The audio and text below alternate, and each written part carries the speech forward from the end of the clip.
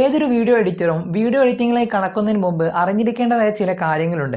ഇവയെല്ലാമാണ് നമ്മൾ ഇന്ന് ഈ വീഡിയോയിലൂടെ നിങ്ങൾക്ക് പറഞ്ഞു തരാൻ പോകുന്നത്. അപ്പോൾ നിങ്ങൾ ആദ്യമായിട്ടാണ് ഈ ചാനൽ കാണുന്നതെങ്കിൽ ഈ ചാനൽ സബ്സ്ക്രൈബ് ചെയ്യാൻ മറക്കരുത്. കൂടാതെ തൊട്ടപ്പുറത്തുള്ള ബെല്ലൈക്കണും കൂടി എനേബിൾ ചെയ്യുക.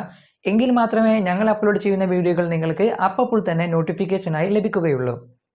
അപ്പോൾ കൂടുതൽ ആമുഖങ്ങളില്ലാതെ നമുക്ക് നേരെ തന്നെ വീഡിയോയിലേക്ക് കടക്കാം.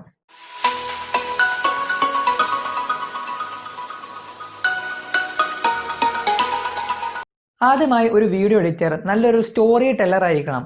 കാരണം നമ്മൾ നമ്മുടെ വീഡിയോയിലൂടെ നമ്മുടെ പ്രേക്ഷകന് ഒരു കഥയാണ് പറഞ്ഞു കൊടുക്കുന്നത്.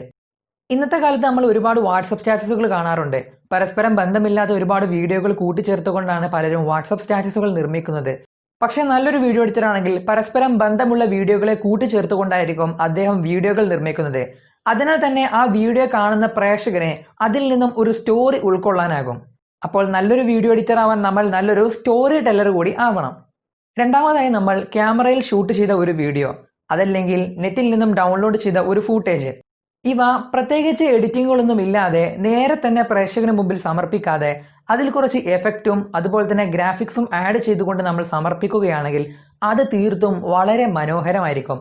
അതിനാൽ തന്നെ ഏതൊരു വീഡിയോ എഡിറ്ററും നല്ലൊരു ശില്പി കൂടിയായിരിക്കണം. ഒന്നുമല്ലാതിരുന്ന ഒരു കല്ലിനെയാണ് ഒരു ശില്പി തന്റെ കലാവിരുതിലൂടെ ഒരു പ്രതിമയാക്കി എടുക്കുന്നത്.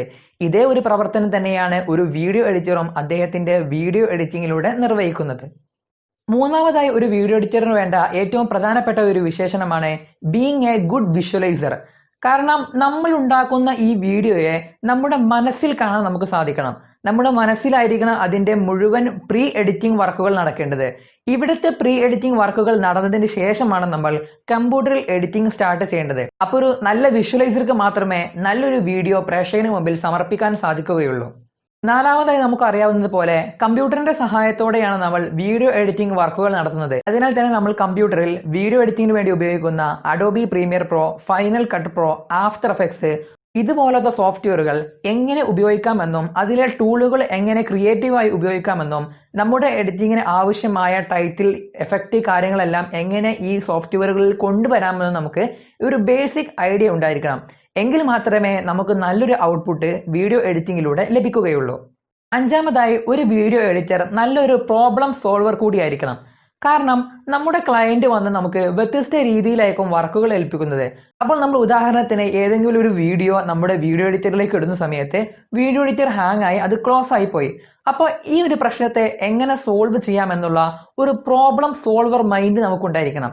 എങ്കിൽ മാത്രമേ നമുക്ക് കാര്യങ്ങളെ ഒന്നുകൂടി ഈസി ആയിട്ട് അഭിമുഖീകരിക്കാൻ പറ്റുകയുള്ളൂ. അപ്പോൾ ഒരു വീഡിയോ എഡിറ്റർ ആകുമ്പോൾ നമുക്ക് ഒരുപാട് പ്രോബ്ലങ്ങൾ വന്നുകൊണ്ടേയിരിക്കും.